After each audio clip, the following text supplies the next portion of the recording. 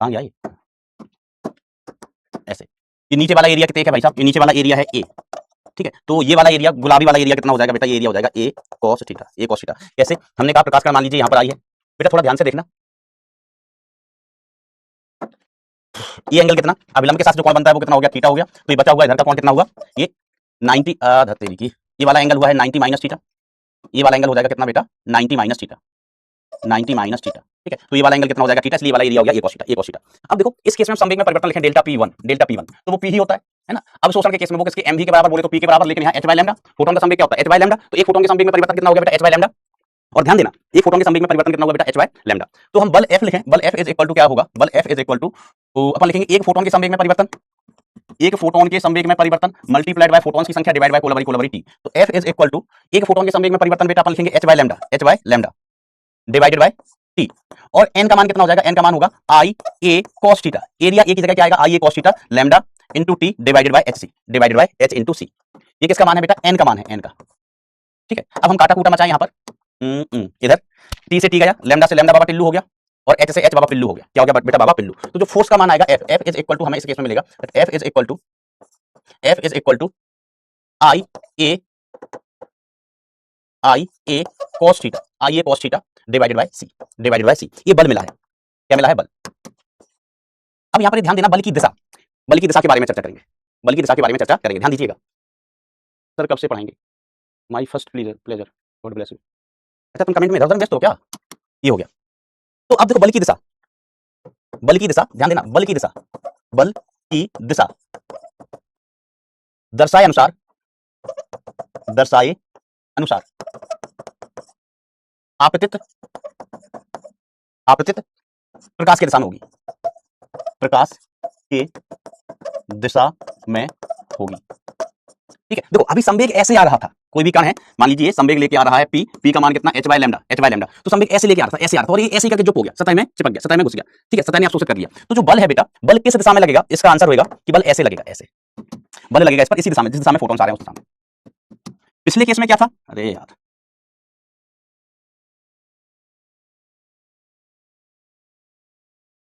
पिछले केस में क्या था दोस्त, पिछले केस में एक दिशा में संवेग में परिवर्तन नहीं हो रहा था, एक दिशा में संवेग कितना था p sin थीटा, एक दिशा का संवेग कितना था बेटा p sin थीटा। तो एक दिशा में बाद में भी टक्कर के बाद p sin थीटा ही था। बाई दिशा में संवेग में परिवर्तन p cos थीटा नीचे था, टकरा के कहां चला गया, ऊपर। तो संवेग में परिवर्तन हो गया था बेटा 2p cos थीटा, संवेग में परिवर्तन 2p cos थीटा। तो एक दिशा में संवेग में परिवर्तन नहीं था, तो एक दिशा में कोई बल नहीं, बल किसके कारण आया, संवेग में परिवर्तन के कारण। संवेग में परिवर्तन x में है तो एक दिशा में बल होगा, संवेग में परिवर्तन y दिशा में नहीं है, संवेग में परिवर्तन y दिशा में नहीं है, सॉरी संवेग में परिवर्तन y दिशा में है, y दिशा में है। इसलिए इस केस में जो बल लग रहा था वो इस दिशा में लग रहा था, सतह के लंबवत y दिशा में, ठीक है, y दिशा में।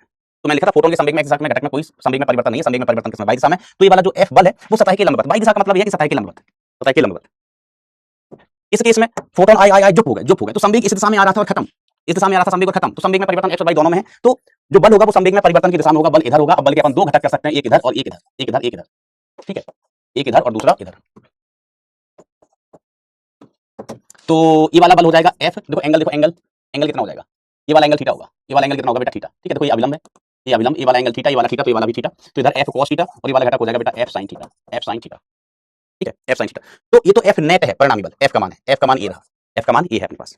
सर फिर घटक क्यों किए, हमसे बल पूछा जाएगा तो यही आंसर है, बल पूछा जाएगा तो यही आंसर होगा बेटा। लेकिन सुनना, अगर हमसे दाब पूछ लिया, दाब कितना लगेगा, तो बेटा दाब इज इक्वल टू मैं ऐसे लिख दूं f upon area, f upon area. तो क्या ये सही है, और अगर सही नहीं है, इसमें कुछ गड़बड़ी है, तो क्या गड़बड़ी है, क्या ये सही है, अगर है तो अच्छी बात है, सही नहीं है कुछ गड़बड़ी है तो बताओ व्हाट इज द गड़बड़ी, व्हाट इज द गड़बड़ी, टेल मी, टेल मी। अरे अच्छा, इसमें यहाँ जाने पर कैमरे से गायब हो जाते हैं फ्रेम से, व्हाट इज द गड़बड़ी हियर। मैं राहुल बताऊंगा, सभी होमवर्क बताऊंगा मैं, यस। एफ वेक्टर नहीं, एफ वेक्टर नहीं। हम जब दाब की बात करते हैं तो दाब में बल कौन सा लेते हैं, सतह के लंबवत वाला, बी केयरफुल, सतह के लंबवत वाला बल लेते हैं, वेरी गुड बेटा। तो दाब इज इक्वल टू सतह के लंबवत बल कौन सा है, F cos theta upon area, ठीक है। तो दाब इज इक्वल टू कितना आ जाएगा, दाब इज इक्वल टू एफ का मान कितना है, आई ए cos थीटा, आई ए मतलब F cos theta upon C, आई ए cos थीटा। तो एफ का मान कितना है, आई ए cos थीटा अपॉन सी, ये तो किसका मान है, एफ का, into cos theta divided bye, क्या बोर्ड है, अच्छा अपन ये बल का मान का हो का रहा है, ये बल का मान था बेटा, और यहाँ पर cos थीटा इनटू एरिया, ठीक है। हमने f का मान लिखा है बेटा, ये f का मान है, f का f का मान कौन सा बेटा, ये वाला f का मान है, ठीक है, cos थीटा अपॉन सी, तो एरिया से एरिया कट गया, एरिया से एरिया कट गया, तो दाब बराबर कितना आया है, दाब is equal to I cos square theta upon C, I cos square theta upon C. तो बेटा देखो दाब बड़ा मतलब याद रखना आसान है, जब अवशोषण हो रहा है तो संवेग में परिवर्तन आधा होता है, अवशोषण के केस में संवेग में परिवर्तन कितना होता है, mv, परावर्तन के केस में संवेग में परिवर्तन होता है 2mv, तो अवशोषण के केस में दाब कितना I cos square theta by C, I cos square theta by C, और परावर्तन के केस में दाब कितना था, परावर्तन के केस में दाब कितना था 2i cos square theta by C, 2i cos square theta by C. लेकिन बेटा ध्यान देना ये दाब अलग अलग है, ये सॉरी बल अलग अलग है, ये बल का मान किस केस में है, ये बल का मान है परावर्तन में, परावर्तन में देखो इसमें cos स्क्वायर थीटा आता है, cos स्क्वायर थीटा, अवशोषण में दाब में cos स्क्वायर थीटा नहीं आया, ये आई ये cos थीटा आया है, ये अवशोषण में, ये किसमें आया बेटा, अवशोषण में, ये किसमें आया बेटा, अवशोषण में, ठीक है, ऐसा तो ध्यान रखने का। अब देखो बीच का केस, बीच के केस का मतलब कि कुछ भाग अवशोषित हो जाए और कुछ भाग परावर्तित हो जाए, कुछ भाग अवशोषित हो जाए और कुछ भाग परावर्तित हो जाए, ठीक है।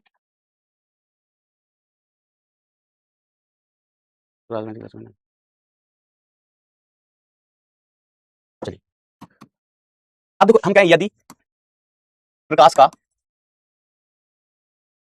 के प्रतिशत भाग भाग परावर्तित हो जाए,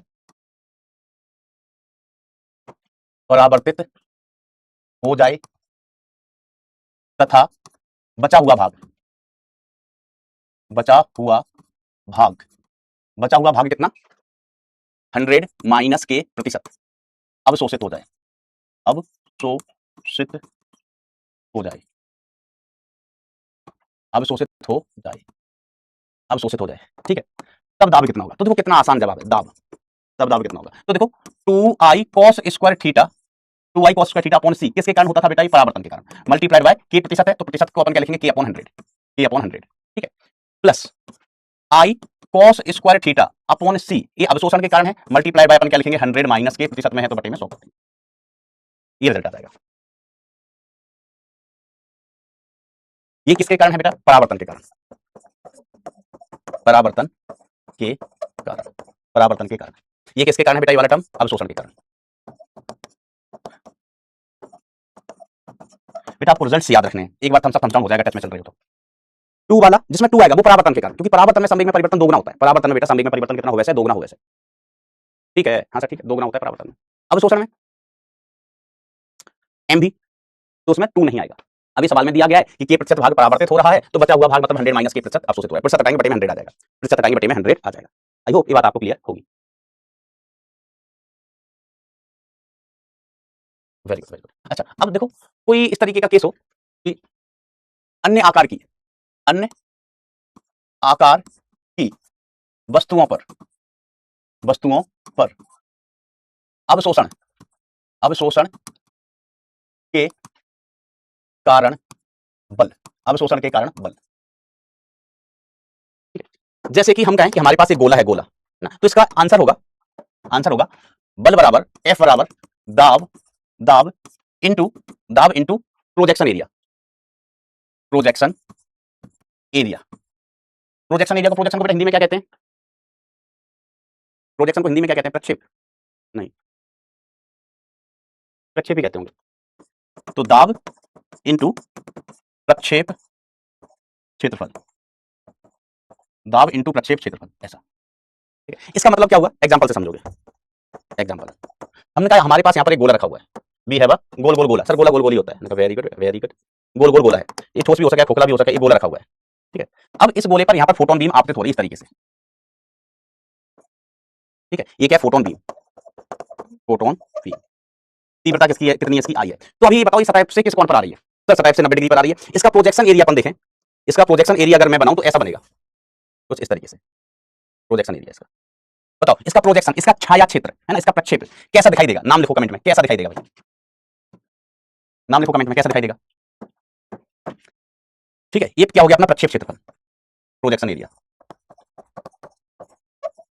तो सबसे पहले तो हम बल लिखना है तो F इज इक्वल टू क्या लिखेंगे, F इज इक्वल टू दाब इनटू प्रोजेक्शन एरिया, तो पहले हम दाब लिख लेते हैं, तो दाब इज इक्वल टू देखो यहाँ अवशोषण हो रहा है, अवशोषण हो रहा है तो I cos square theta upon C है, अब थीटा का मान कितना 0 डिग्री होगा, I cos square 0 degree divide by C, 0 degree, ठीक है। देखो प्रकाश सतह पर ऐसे जा रहा है, सतह के लंबवत, सतह के लंबवत है, तो अभिलंब से कोण, कोण हम कहां से नापते हैं, अभिलंब से, थीटा बराबर 0 डिग्री होगा, थीटा बराबर कितना हो जाएगा 0 डिग्री, ये अभिलंब है, ये अभिलंब है, और बीम भी इसी दिशा में जा रही है, तो थीटा का मान कितना हो गया 0, सतह के लंबवत है ना, ये समझ लो आपतन कोण, थीटा क्या है बेटा, आपतन कोण है, आप ऐसा समझ लो, ठीक है, ओके। तो दाब बराबर कितना हो गया बेटा, दाव is equal to I by C, I by C. तो बल कितना हो गया, बल एफ इज इक्वल टू अपन क्या लिखते हैं, दाव into projection area, projection area, projection area. तो एफ इज इक्वल टू कितना, I by C into projection area कितना, पाई आर स्क्वायर। यहां पर आर क्या बेटा, इसकी त्रिज्या। What is R here, R is radius of this गोला।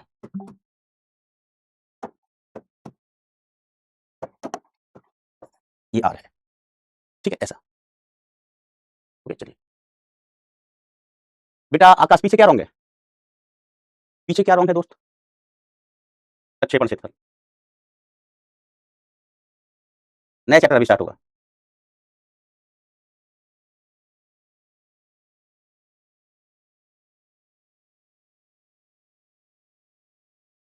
बेटा हो जाएगा चंदन, कोई वो दिक्कत नहीं है ना, एड्रेस वगैरह का बहुत ज्यादा दिक्कत नहीं होता है, एड्रेस की बहुत ज्यादा दिक्कत नहीं होती। आपका नाम, पेरेंट्स का नाम, डेट ऑफ बर्थ, मेन चीजें होती है, ये सही होना चाहिए। 10th क्लास की मार्कशीट से मैच करना चाहिए। और अगर मैच नहीं कर रही है तो सुधरवाने के लिए दे दो, फॉर्म फिर भी फिल कर दो।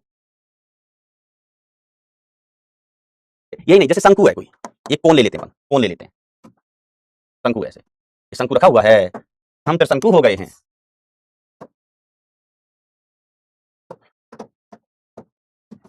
ठीक है, अब इस पर फोटोन बीम आपतित हो रही है, ऐसे ऐसे फोटोन बीम आपतित हो रही है।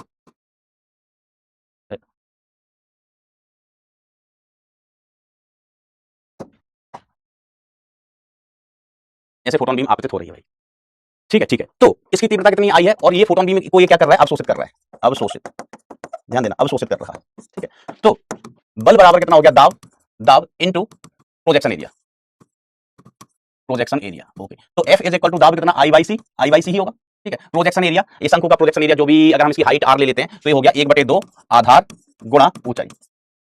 सर ये का बवाल है। अच्छा आप बताओ, शंकु का प्रोजेक्शन क्या दिखाई देगा, अगर आप शंकु का प्रोजेक्शन लो तो आपको क्या दिखाई देगा, बताओ जरा कमेंट में, कमेंट में बताना भैया, कमेंट में बताना कि अगर आप शंकु का प्रोजेक्शन लेते हैं तो आपको क्या दिखाई देगा। सामने तो दिख रहा है, शंकु का प्रोजेक्शन लीजिएगा तो आपको क्या दिखाई देगा, शंकु का प्रोजेक्शन लोगे तो क्या दिखाई देगा आपको, अवशोषण में स्क्वायर नहीं होगा सर जी, अवशोषण में अभी अपन देखते हैं, यस ट्रायंगल दिखाई देगा। तो इसका प्रोजेक्शन एरिया क्या होगा, एक ट्रायंगल होगा, ट्रायंगल, ट्रायंगल है ना ऐसा। और ट्रायंगल की हाइट कितनी होगी h, और बेस कितना होगा ट्रायंगल का 2r, व्यास के बराबर, बेस के व्यास के बराबर, ऐसा ये आपको प्रोजेक्शन में दिखाई देगा, ठीक है। सामने 2r h, 2r h सामने दिखाई दे रहा है। बेटा दाब में हर जगह cos स्क्वायर आएगा, जो बालक कह रहे हैं cos स्क्वायर नहीं आएगा बेटा दाब में, चाहे अवशोषण हो cos स्क्वायर आएगा। हाँ बल में स्क्वायर नहीं आता है, बल में cos स्क्वायर नहीं आएगा अवशोषण में, अवशोषण के केस में बल में स्क्वायर नहीं आएगा, दाब में आएगा, दाब में आएगा। ये वो इलिप्स कह रहा है, पगला है पगला। अब देखो होमवर्क, होमवर्क डिस्कस कर लेते हैं। एक धात्विक सतह को प्रदीप्त करने हेतु प्रयुक्त विकिरण की तरंग दैर्घ्य लैम्डा है, निरोधी विभव v है। इसी सतह को 3 लैम्डा तरंग दैर्घ्य के विकिरण से प्रदीप्त किया जाता है तो निरोधी विभव v/4 हो जाता है। यदि धात्विक सतह की क्रांतिक तरंग दैर्घ्य n लैम्डा, क्रांतिक तरंग दैर्घ्य का मतलब वही होगा बेटा दहली तरंग दैर्घ्य, क्रांतिक तरंग दैर्घ्य कहते हैं या दहली तरंग दैर्घ्य, दहली तरंग दैर्घ्य क्या होती है, वही कार्यफलन, वो अधिकतम तरंग दैर्घ्य जो कि प्रकाश विद्युत प्रभाव करा सके, प्रकाश का विकिरण का सॉरी इलेक्ट्रॉन का उत्सर्जन करवा सके, इलेक्ट्रॉन का उत्सर्जन करवा सके, ठीक है ऐसे। तो वो मेरे को तो देखना सॉल्यूशन, सॉल्यूशन में क्या आएगा। अपन जानते हैं E इज इक्वल टू कार्यफलन plus E into V, stopping potential के पदों में E इंटू V स्टॉपिंग, ठीक है। क्रांतिक तरंग दैर्घ्य दी गई है, मतलब क्रांतिक तरंग दैर्घ्य पूछी गई है भाई साहब, क्रांतिक तरंग दैर्घ्य पूछी गई है भाई साहब। तो हम VS को गैप कर देते हैं, देखो पहले HC by lambda, HC by lambda, ठीक है, इज इक्वल टू कार्यफलन E इंटू V स्टॉपिंग कितना 4 है, तो हम क्या लिखेंगे HC बाय 3 लैम्डा। दूसरे केस में तरंग दैर्घ्य कितनी